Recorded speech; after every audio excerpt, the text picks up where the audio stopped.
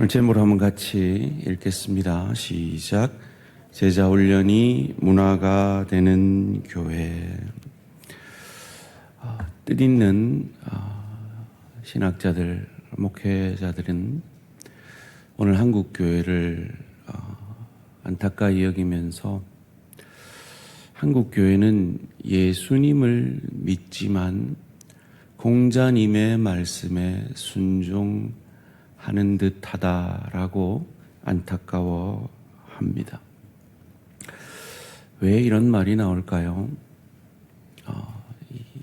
우리 조선, 대한민국이 있기 전 조선은 유교가 다스리던 나라였고 유교 문화가 우리 사회 전반에 깊이 뿌리 박혀 있기 때문일 것입니다. 한국에 복음이 들어온 해는 1884년입니다. 알렌 선교사님이 복음을 들고 들어왔죠. 그러니까 약 142년 정도 복음이 들어와 이 땅에 뿌리를 내리고 있는 겁니다. 공자가 죽어야 나라가 산다라는 글을 쓴 김경일 씨는 말합니다. 그 책에서 어떤 종교가 그 사회에 뿌리를 내리고 문화가 되려면 약 200년 정도가 걸린다라고 말합니다. 그러니까 이 땅에 기독교의 뿌리가 내려진 지가 200년이 되지 않기 때문에 기독교 문화가 아직도 이 땅에 깊이 뿌리 내리지 못한 결과가 앞서 말씀드린 그 안타까운 고백이 아닌가 생각을 해봅니다. 저희 교회는 우리 원로 목사님 때부터 제자 훈련을 하는 교회였습니다. 그리고 제가 목회를 시작한 지 7년이 되었습니다. 별로 안 놀라시네요. 벌써 7년이 되었습니다. 우리 원로 목사님이 제자 훈련하던 것과 합하면 한 20년 가까이 저희 교회는 제자 훈련을 해왔습니다. 교회는 나라보다 크지 않으니까 한 그 10분의 1만 해도 문화가 되지 않을까 하는 기대를 가져봅니다. 앞서 말씀드린 그 뜻있는 신학자 가운데 한국이 낳은 세계적인 신학자가 있습니다. 김세윤 박사라 하는 분이십니다. 총신대 총장을 하셨고 여러 미국의 대학에서 강의를 하셨던 분이신데요. 그분이 한국 교회를 향하여 안타까운 마음을 가지시며 한국 교회의 이 유교적 문화라는 게 뭡니까? 뭔 규칙을 반드시 지켜야 된다. 그러면 된다. 이거죠. 그 정신과 상관없이 겉에 나오는 그 형식을 중요시하는 문화입니다. 그래서 이런 유교 문화에 젖어 있는 우리 한국 교회가 복음이 들어왔지만 세 가지만 잘하면, 그리고 세 가지만 안 하면 마치 훌륭한 그리스도인과 같이 여겨왔다라는 거예요. 죄송하지만 이 세 가지 하고 세 가지 안 하는 것도 못 하시는 분이 있으면 오늘 회개하시기를 바랍니다. 세 가지를 하면 잘한다. 뭐요? 주일 성수, 11조, 전도 잘하면 훌륭한 성도라고 여겨왔다는 거예요. 세 가지를 안 하면 훌륭한 성도라고 여겨왔다는 거예요. 술, 담배 안 하고 제사 안 드리고 음행 안 행하면 하나님 앞에 가서 큰 칭찬을 받을 것 같이 그런 기독교 문화가 유교적 전통 하에서 있었다라는 것입니다. 아닙니다. 이것은 유교적 잔재입니다. 성경은 우리에게 그 정도를 얘기하고 있지 않습니다. 우리를 구원하신 그리스도 예수의 형상까지 자라가라고 우리에게 말씀하고 있습니다. 즉 예수를 닮아가는 예수의 제자가 되어가는 것이 신앙의 최종 목적이고 목표라는 것입니다.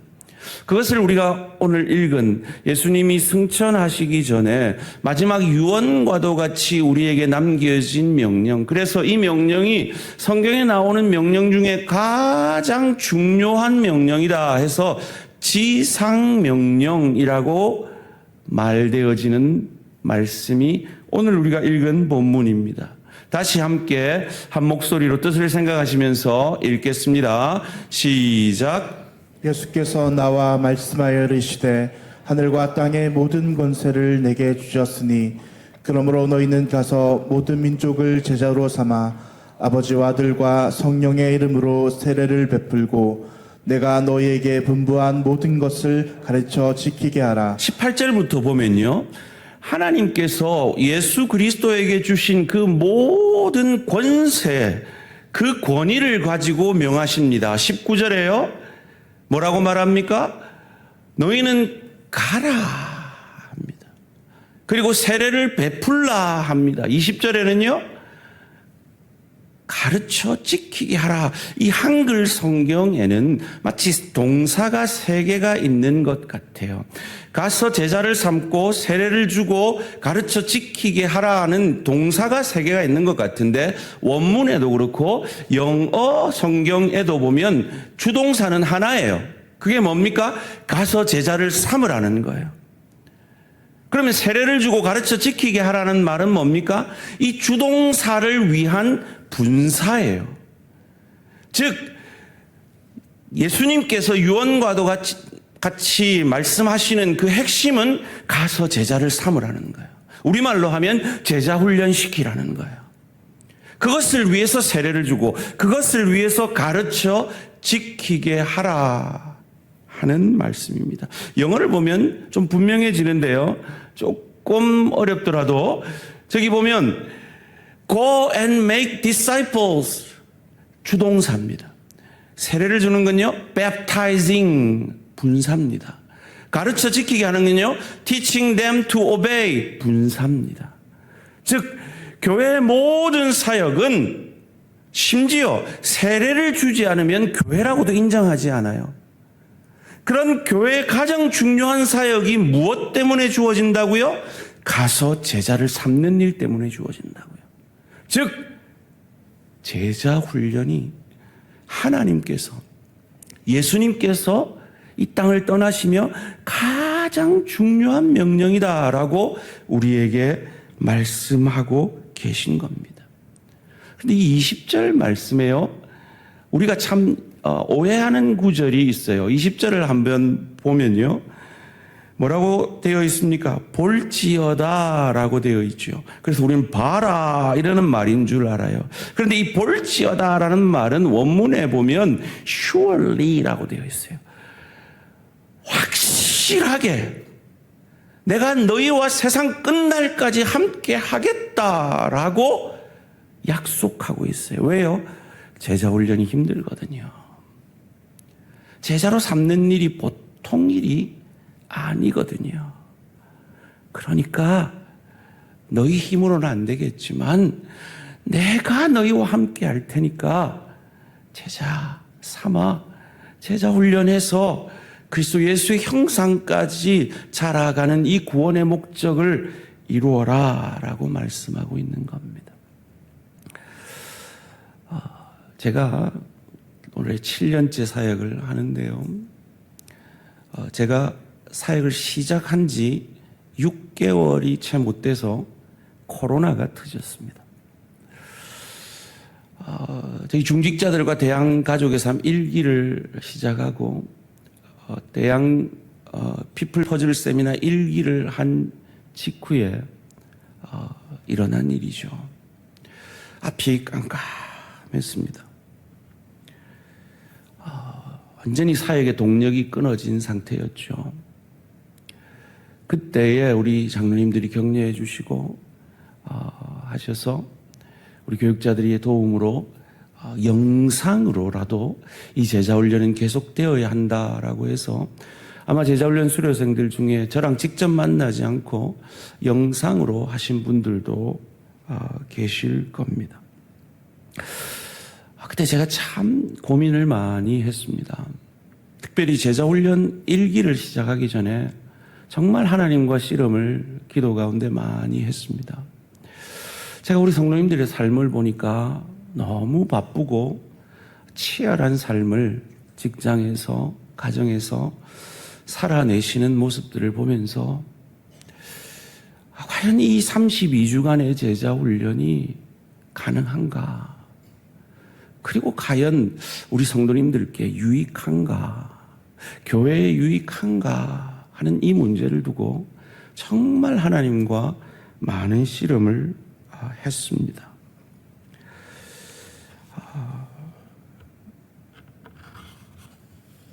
다행히 저희 교회는 우리 원로 목사님 시대에 이 제자 훈련을 통해서 잘 준비된 앞선 일꾼들이 계셨습니다.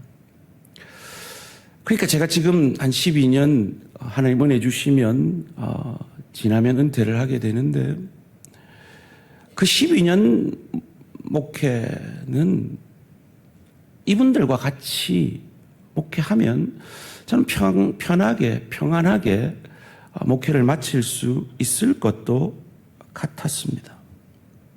그런데 기도하는 중에 하나님이 제게 이렇게 물으시는 겁니다. 그래, 김 목사, 너는 원로 목사님이 잘 훈련시켜서 준비된 그 일꾼들과 함께 그 사역을 잘 마쳤다 치자. 그러면 너 다음에 다음 세대들은 어떻게 되느냐? 라는 그 질문 앞에 저는 항복할 수밖에 없었습니다.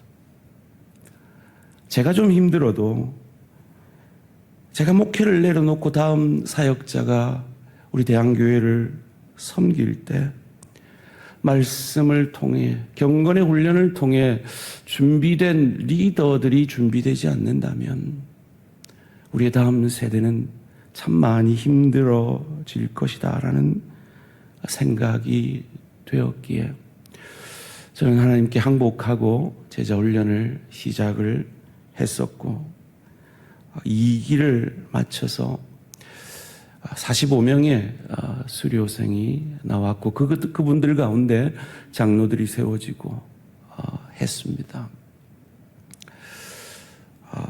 대양 가족의 삶이 13기가 지나는 동안 398명이 훈련을 받았고 1:1 제자 양육이 8기가 지나는 동안 234명이 수료를 했습니다. 피플 퍼즐 세미나도 5기를 지나는 동안 219분이 훈련을 받았습니다. 그리고 이제 2주 뒤면 제3기 제자 훈련이 개강이 됩니다. 저는 작년부터 이 3기 제자 훈련을 위해 참 두렵고 떨림으로 하나님 앞에 기도해 왔습니다. 왜냐하면 이 3기가 우리 대한교회가 앞으로 제자 훈련이 문화가 되느냐 아니냐에 고비가 될 것을 알았기 때문입니다. 그리고 이 3기 이후에는 제가 이번에는 4개 반을 개설해서 다양한 시간 가운데 우리 성도님들이 형편대로 수강할 수 있게 했는데 이제 3기 이후에는 사역훈련도 시작되어야 하기 때문에 이렇게 다양한 반이 개설되기가 어려울지도 모릅니다. 그리고 내년이 되면 또 다음 세대를 위한 리더들을 선출해야 되고 그게 지나면 또 3, 4년 동안 리더 세우는 일은 힘들 텐데 바로 올해가 가장 큰 고비라는 생각이 들었습니다. 많이 바쁘시죠? 많이 힘드십니다. 그래서 사실은 제가 제자 훈련, 그 지도자 훈련을 받을 때, 지키라고 했던 원칙을 조금 타협을 했습니다.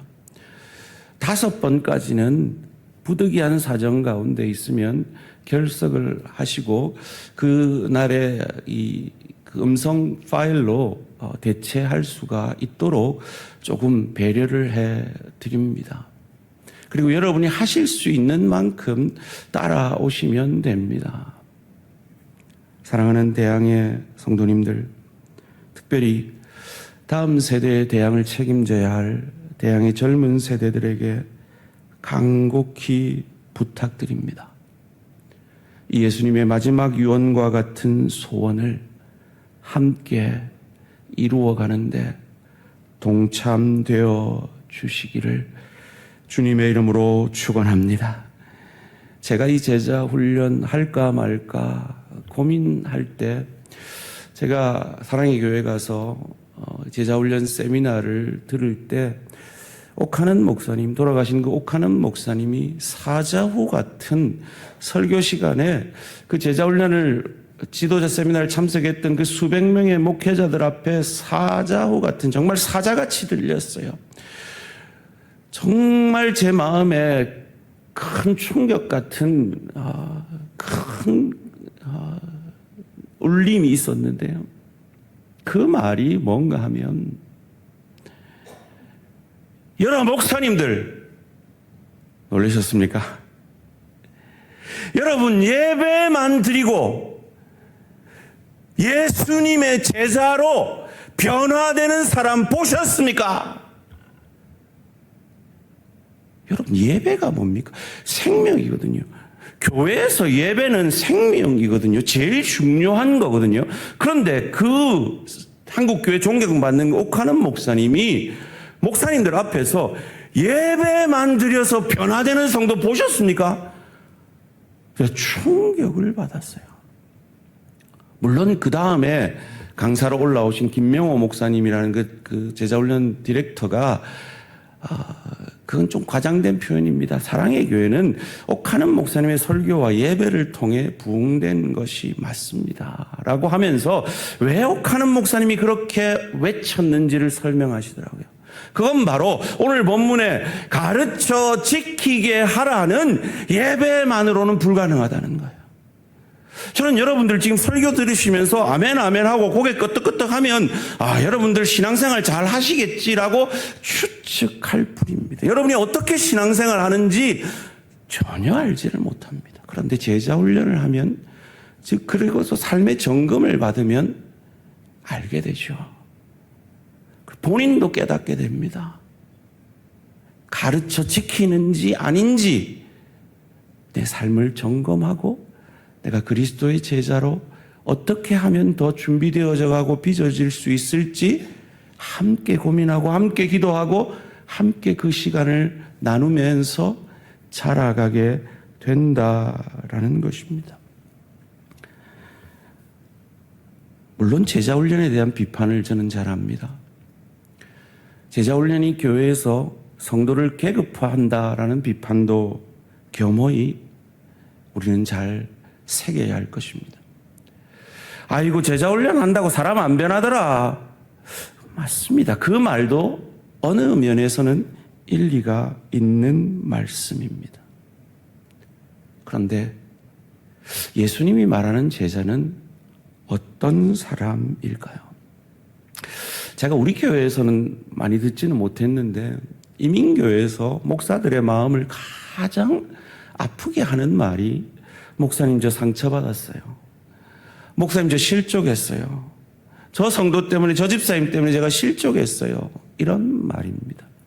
한국교회 성도들에 비하면 정직하게 얘기하면 이민교회 성도들은 참 미성숙한 분들이 많기 때문에 아마 대한교회에서 제가 들은 그런 말보다는 훨씬 많이 들었던 것 같습니다.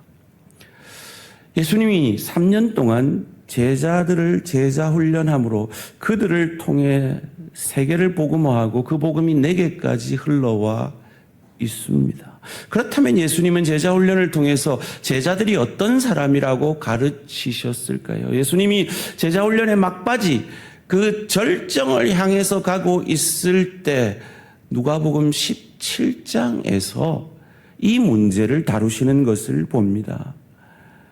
17장 누가복음 17장 1절 말씀 함께 한 목소리를 읽습니다. 시작. 예수께서 제자들에게 이르시되 실족하게 하는 것이 없을 수는 없으나 그렇게 하게 하는 자에게는 화로다. 실족하게 하지 말라는 겁니다. 소원합니다. 2026년 한 해 우리 교회 평안하여 든든히 서가기 위해 우리 성도님들 서로 간에 실족하게 하는 일이 없기를 주님의 이름으로 축원합니다. 그 뒤에 말이 겁나기 때문이에요. 2절 말씀입니다. 그가 이 작은 자 중에 하나를 실족하게 할진대 차라리 연자맷돌이 그 목에 매어 바다에 던져지는 것이 나으니라. 겁나는 말씀이죠. 그런데 이어지는 3절 말씀 가운데 실족하게도 하지 말지만 실족하지도 말라, 실족당하지도 말라라는 취지의 말씀을 하십니다. 3절 말씀입니다. 너희는 스스로 조심하라. 만일 내 형제가 죄를 범하거든 너를 실족해 하려 하거든 경고하고, 그것에 넘어가지 말고 경고하고 회개하거든 용서하라 하십니다. 성숙한 제자됨은 무엇입니까? 실족하게도 말고 실족당하지도 말라라고 예수님은 제자훈련 막바지에 그들을 이렇게 제자훈련하고 계신 겁니다. 왜요? 그것이 성숙함의 조건이기 때문입니다. 이 성숙함을 이루기 위해서 꼭 필요한 것이 있다라고 말합니다. 용서입니다. 얼마나 용서해야 될까요? 4절 말씀입니다. 만일 하루에 7번이라도 내게 죄를 짓고 7번 내게 돌아와 내가 회개하노라 하거든 너는 용서하라 하시더라. 여러분 어떻게 7번 죄를 짓고 7번 찾아왔는데도 용서할 수 있을까요? 어떤 사람이 용서할 수 있을까요? 성숙한 사람입니다. 성숙한 제자들만이 할 수 있는 일입니다. 그리스도 예수의 사랑을 닮은 사람들만이 할 수 있는 일입니다. 그런데 여기서 실족하는 대상이 누구라고 말합니까? 17장 2절 말씀입니다. 그가 이 작은 자 중에 하나. 누가 실족합니까? 작은 자가 실족합니다. 누가 실족합니까? 믿음이 어린 자가 실족합니다. 누가 실족하게 하고 누가 실족을 당합니까? 믿음이 어린 자가 실족합니다. 제자들 가운데도 그런 사람이 한 명이 있었죠. 실족했습니다. 예수님도 제자 훈련의 한 부분은 실패를 한 것입니다. 제자란 뭐냐? 바로 이런 성숙한, 실족하게도 하지 않지만 실족당하지도 않는 이런 성숙한 사람으로 세워져 가는 것이다 라고 그들을 제자훈련하고 있습니다. 그때 제자들의 반응이 무엇이었습니까? 5절 말씀 함께 읽습니다. 시작. 사도들이 주께 여짜오되 우리에게 믿음을 더하소서 하니. 이런 멋진 말인 것 같죠. 아이고 우리에게 믿음 좀 더 해주세요. 우린 잘 못해요. 이 말을 하고 있는 겁니다. 그런데 이건 정답일 수는 있는데 아주 약은 수일 수도 있습니다. 제자들은 지금 그 약은 수를 쓰고 있는 듯 합니다. 왜요? 정말 최선을 다한 후에 이 고백을 한다면 그건 정답입니다. 그런데 해보지도 않고 지레 안 될 거라고 생각하고 하나님이 우리한테 믿음 주셔야 하죠. 그 믿음이 없어서 그 믿음 안 주셔서 우리가 못하고 실족도 되고 실족도 당하는 미성숙한 그리스도인, 미성숙한 제자들이 되고 있는 것 아닙니까? 라고 비꼬고 있는 거예요. 신앙생활 오래 하신 분들 중에 참 초탈하신 분들을 간혹 만납니다. 아이고, 내가 교회 옛날에 다 열심히 해봤어. 그랬더니 상처만 받더라.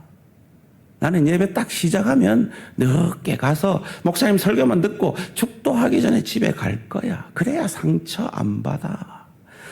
그래야 내 신앙 지킬 수 있어.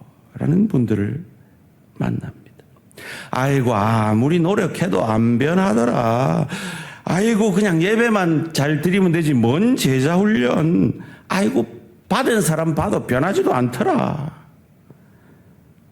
제자들의 지금 말이 그 말일 수 있습니다. 당신이 믿음 주셔야 하죠. 이 말일 수 있습니다. 그런데 거기에 대한 예수님의 대답이 이어지는 6절에 나옵니다. 주께서 이르시되 너희가 너희에게 겨자씨 하나일 만한 믿음이 있었다면 이 뽕나무더러 뿌리가 뽑혀 바다에 심기어라 하였을 것이요 그것이 너희에게 순종하였으리라. 무슨 말입니까? 너희가 말하는 그 믿음은 그런 게 아니다. 참 믿음의 능력을 너희는 모른다. 참 믿음의 능력이 얼마나 놀라운지 아느냐? 겨자씨만한 그 믿음만 있어도 뽕나무더러 뿌리가 뽑혀 바다에 심기어라 하여도 심기어지게 만드는 그 능력이 믿음이다라고 말하고 있는 겁니다. 근데 제자들이 말한 건 뭡니까? 근데 왜 우리는 변화 안 돼요?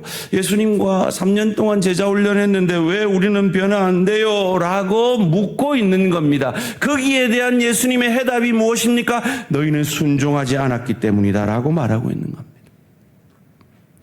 기도의 문제가 아니라 순종의 문제라고 말하고 계신 겁니다. 믿음의 문제가 아니라 순종의 문제요, 의지의 문제라고 말씀하고 계신 겁니다. 아이고, 나도 옛날에 제자훈련 다 해봤어요. 성경 공부 다 해봤어요. 근데 안 변하더라고요. 믿음은 그런 차원의 능력이 아니다. 한 번 해서 안 되면 두 번 하고, 두 번 해서 안 되면 세 번 해서라도 반드시 그 능력이 나타나는 것이 참 믿음이다 라고 말씀하고 계신 겁니다. 그리고 그것을 강조하기 위해 이어지는 7절에서 10절 가운데 뜬금없이 이런 말씀을 하십니다. 너희 중 누구에게 밭을 갈거나 양을 치거나 하는 종이 있어 밭에서 돌아오면 그대로 곧 와 앉아서 먹으라 말할 자가 있느냐? 도리어 그대로 내 먹을 것을 준비하고 띠를 띠고 내가 먹고 마시는 동안에 수종 들고 너는 그 후에 먹고 마시라 하지 않겠느냐? 명한 대로 하였다고 종에게 감사하겠느냐? 이와 같이 너희도 명령받은 것을 다 행한 후에 이르기를 우리는 무익한 종이라 우리가 하여야 할 일을 한 것뿐이라 할지니라. 너무 뜬금없는 말이지 않습니까? 이 말을 왜 하시는 걸까요? 7절 말씀에서 이렇게 질문을 하십니다. 너희 중 누구에게 밭을 갈거나 양을 치거나 하는 종이 있어 밭에서 돌아오면 그대로 곧 앉아서 먹으라 말할 자가 있느냐? 무슨 말입니까? 종이, 노예가 밖에서 열심히 일했다고 와서 집에 들어오면 쉬어라 할 주인이 있느냐라는 겁니다. 8절 말씀에는 또 다른 질문을 합니다. 도리어 그대로 내 먹을 것을 준비하고 띠를 띠고 내가 먹고 마시는 동안에 수종 들고 너는 그 후에 먹고 마시라 하지 않겠느냐? 주인이 아직 먹지 못했으면 너 나한테 와서 밥 차려. 너가 배고픈 게 아니라 주인 배불려야지 라고 말하지 않겠느냐는 겁니다. 9절 말씀에서 또 다른 질문을 합니다. 명한 대로 하였다고 종에게 노예에게 감사하겠느냐? 이 세 가지 질문을 하십니다. 그리고 이 말을 마친 후에 제자들에게 이 말씀을 하십니다. 10절 말씀입니다.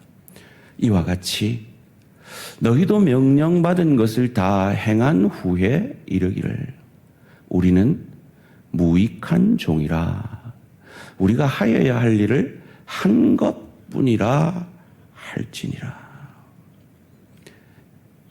예수님의 제자들이 제자 훈련을 받으면서 예수님께 들은 말이 이것입니다. 다 순종한 이후에도 참 제자는, 참 성숙한 그리스도의 제자는 나는 무익한 종입니다 라고 말하는 것이라는 겁니다. 여러분 집에 이런 종이 있으면 어떨 것 같습니까? 좋을 것 같지 않습니까? 그런데 이렇게 아름답게 순종하는 종이 왜 그 종에게 예수님은 무익한 종이라고 말하는 것일까요? 바로 그 무익한 종이 순종할 때 유익한 종이 되어진다라는 말입니다. 그리고 그 유익한 종이 되는 그것 자체가 종에게는 가장 큰 축복이다라는 말입니다. 여러분 자신에게 지금 한번 질문해 보시기 바랍니다. 한번 이렇게 따라해 봅시다. 나는 어떤 성도입니까? 여러분, 저는 방금 여러분이 성도입니까? 라고 묻지 않았습니다. 여러분, 오늘 점심을 드실 거예요? 안 드실 거예요? 아침이라고 하려니까 아침은 안 먹는 사람이 워낙 많아가지고 드실 거죠. 저는 미국 생활할 때 텔레비에서 직장인들의 가장 큰 고민이 점심 때 뭐 먹을까라는 말에 기가 찼어요. 왜요? 저는 한식 먹으려면 1시간 운전해가지고 나와서 한식집에 가면 먹고 싶은 게 쎄 별렸거든요. 뭘 먹을지 왜 고민해 했더니 제가 한국 와보니까 진짜 그렇더라고요. 여러분, 우리의 고민이 뭡니까? 우리의 질문이 뭡니까? 먹을 겁니까? 안 먹을 겁니까? 입니까? 아니잖아요. 여러분, 이렇게 예쁜 옷을 입고 오셨네요. 여러분, 올 때 옷을 입을까 안 입을까 고민하셨어요? 아니죠.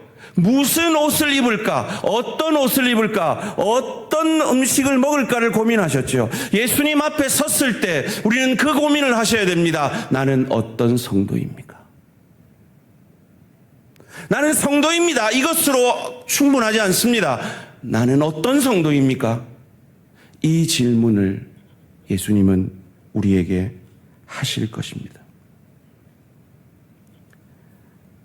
그런데 이 제자훈련을 3년 하면서 제자훈련의 최종 이 수료 과정 직전에 있는 절정기에 있는 이들에게 이 예수님의 성숙을 본받는 실족시키지도 마라, 실족하지도 마라, 그리고 다 순종하고 무익한 종이라고 하라라고 말하고 있는 이 이유가 왜 하필 지금 이 말씀을 하고 계신 것일까요? 사역의 최절정을 향해 달려가고 있습니다. 누가복음 17장 이후에 누가복음 19장에서 예수님 입성을 하시거든요. 그러니까 지금 제자훈련도 최절정을 향해 가고 있습니다. 마치 여러분의 신앙생활 가운데 절정을 향해 나아가고 정말 이만하면 나 좀 신앙생활 잘하고 있는 것 같아. 이만하면 꽤 성숙해진 것 같아. 이만하면 나도 꽤 괜찮은 그리스도인인 것 같아. 이만하면 나도 꽤 괜찮은 성도인 것 같아 라고 생각할 만한 그때 지금 이 말씀을 하고 계신 겁니다. 이 정도면 되지. 뭔 제자훈련을 또 받아. 옛날에 다 해봤는데 요 정도 신앙생활 하면 되지. 뭘 또 해. 라는 그 마음이 들만할 그때 지금 이 말씀을 하고 계신 겁니다. 17장 10절 말씀 함께 읽습니다. 시작. 이와 같이 너희도 명령받은 것을 다 행한 후에 이르기를 우리는 무익한 종이라 우리가 하여야 할 일을 한 것뿐이라 할지니라. 이때 나는 무익한 종입니다. 이거 다 했지만 아직도 저는 부족합니다. 3절 말씀에서 그래서 이렇게 말합니다. 너희는 스스로 조심하라. 이만한 성도면 됐지. 나 주일 성수 잘하고 11조도 잘하고 전도도 하는데 나 술 담배도 안 하고 제사도 안 드리고 음행도 안 하는데 이 정도면 뭐 괜찮은 성도지 라는 그때 스스로 조심해서 아니야. 나는 아직도 무익한 종이야. 그리스도 예수의 형상까지 더 훈련되고 자라가야 돼. 성령의 도우심 아니면 나는 무너지고 쓰러질 수밖에 없어. 그런 성도로 준비되어져 가라 하는 것입니다. 신약 성경에 이 무익한 종이라는 말이 딱 2번 나옵니다. 오늘 본문에 나오고요. 마태복음 25장 30절에 나옵니다. 이 무익한 종을 바깥 어두운 데로 내쫓으라. 거기서 슬피 울며 이를 갈리라 하니라. 원문도 그렇고 한글말도 그렇고 똑같습니다. 무익한 종입니다. 1달란트 받은 자가 그 1달란트를 밭에 묻어놓고 그 주인에 대해서 오해하죠. 하드한 사람이다. 완고한 사람이다라고 주인을 대해 오해함으로 그 달란트를 밭에 묻어놓았던 그에게 한 말입니다. 이 두 무익한 종의 차이가 있죠. 누가복음에 나오는 무익한 종은 다 순종하고도 자신을 무익한 종이라고 말하는 겁니다. 그런데 이 마태복음 25장의 무익한 종은 불순종하고 주인에 대해 오해한 자들입니다. 마치 오늘 본문의 제자들처럼 말이죠. 사랑하는 성도님들, 여러분 어떤 무익한 종입니까? 누가복음 17장의 무익한 종입니까? 아니면 마태복음 25장의 무익한 종입니까? 옥하는 목사님이 제자훈련 한국교회 외치시면서 고민이 하나 있었다고 합니다.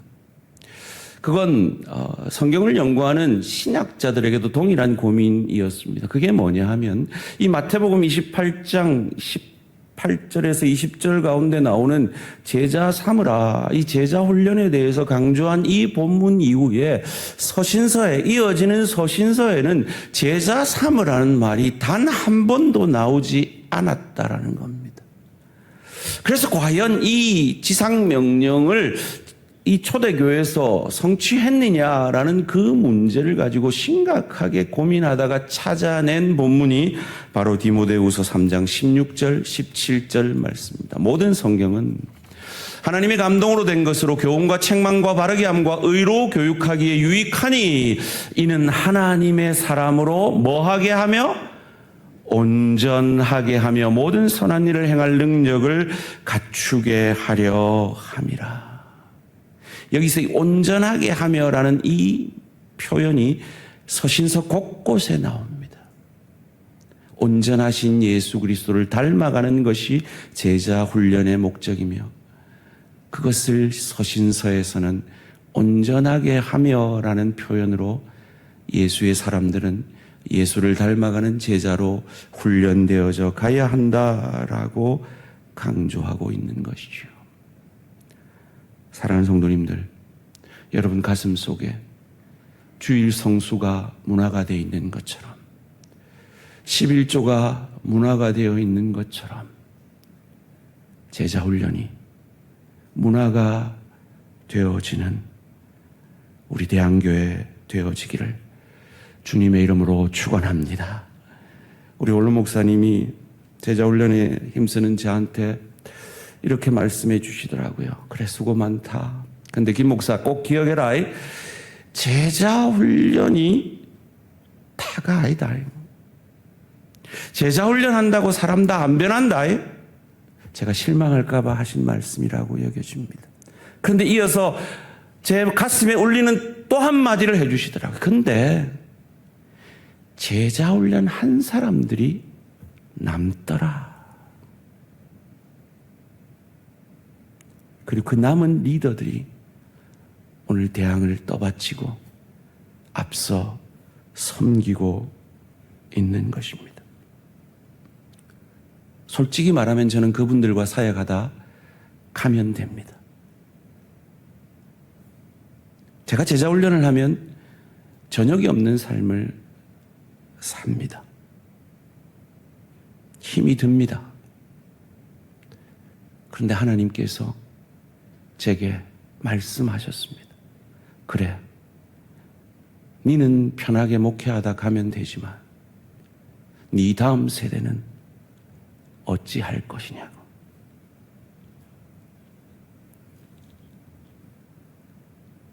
사랑하는 성도님들, 옥하는 목사님이 외쳤던 제자훈련, 그 사실 새로운 게 아닙니다. 초대교회가 했던 일입니다. 그게 뭡니까? 말씀, 기도, 그를 통해 순종하자, 예수 닮아가자, 이겁니다. 이것을 위해서 가르쳐 지키게 하는 그것을 이 대형교회에서, 이런 큰 교회에서 그런 작은 소그룹으로 담임 목사가 성도들을 만나지 않으면 점검할 수 없는 그 문제를 함께 점검함으로써 신실한 다음 세대 리더를 세워가는 것, 그래서 주의 교회가 더욱 평안하여 든든히 서가는 것, 그것이 목적인 겁니다. 특별히 여기 앉아 계신 젊은 성도님들께 여러분의 담임 목사로서 간곡히 부탁드립니다. 여러분의 자녀들이 자라야 하고 자녀들이 세워져 가야 하는 이 대한교회, 여러분이 훌륭한 제자로 성숙한 그리스도인으로 훈련받아 잘 준비되심으로 준비된 그 그릇에 하나님께서 부흥의 파도를 부어주실 줄 믿고 잘 훈련되시고 더 성숙한 그리스도인으로 빚어져 가기 위해 꼭 함께 제자훈련에 동참되어 주셔서 우리 대한교회가 제자훈련이 문화가 되어지는 교회가 되어질 수 있도록 함께 해 주시기를 부탁을 드립니다. 우리 어르신들은요, 1500독 열심히 해 주시기를 부탁드립니다. 올해 약 170명 이상의 성도님들이 400독 이상을 완성해 주셨습니다.